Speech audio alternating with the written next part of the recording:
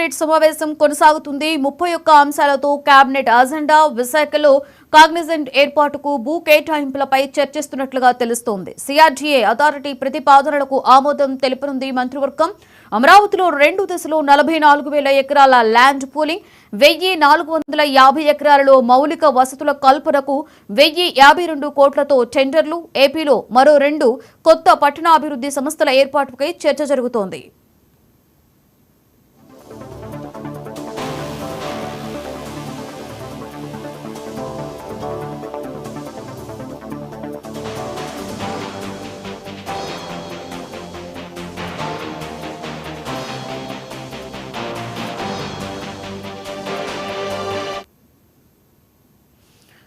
Right, ఇక ఇదే అంశం మీద మరింత సమాచారాన్ని మా ప్రతినిధి కొండలరావు అందిస్తారు. కొండలరావు, చెప్పండి. కేబినెట్ సమావేశం కొనసాగుతున్నట్లుగా తెలుస్తుంది. పలు కీలక అంశాలపై కూడా ప్రధానంగా అక్కడ చర్చ జరుగుతున్నట్లు తెలుస్తుంది. ఇంకా ఎంతసేపు ఈ సమావేశం కొనసాగే అవకాశం ఉంది? పూర్తి డీటెయిల్స్ ఏంటి కొండలరావు? లక్ష్మి, ఏదైతే ఆంధ్రప్రదేశ్ లో సచివాలయం మొదటి బ్లాక్ లో చంద్రబాబు నాయుడు అధ్యక్షన కేబినెట్ సమావేశం మొదలైంది. అయితే ఇప్పటి వరకు దాదాపు 2 గంటల నుంచి సమావేశం కొనసాగుతుంది. ఇంకొక గంట సేపు కూడా ఈ సమావేశం కొనసాగనున్నట్టు కూడా తెలుస్తుంది. అయితే లోపల వాడివేడిగా చర్చ జరుగుతున్నట్టు కూడా తెలుస్తుంది. ఏదైతే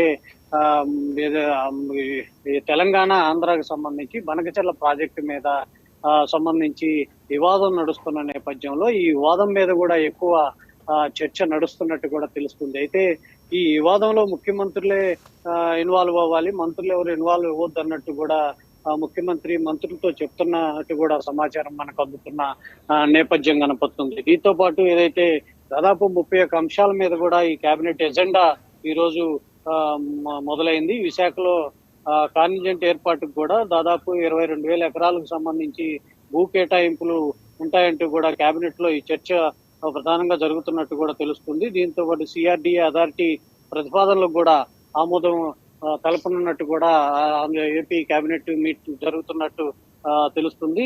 ఏదైతే గతంలో ఏదైతే మొదటి దశలో రాజధాని భూములకు సంబంధించి 33,000 ఎకరాలు రైతులు స్వచ్ఛందంగా ఇచ్చారో, ఈసారి కూడా దాదాపు 44,000 ఎకరాలు ల్యాండ్ పూలింగ్ విధంగా తీసుకునే విధంగా కూడా గతంలో కూడా ఏదైతే కేబినెట్ లో చర్చించినప్పటికీ ఈ కేబినెట్ లో కూడా ఈ ల్యాండ్ పూలింగ్ విషయంలో కూడా చర్చించే అవకాశం కూడా కనపడుతుంది.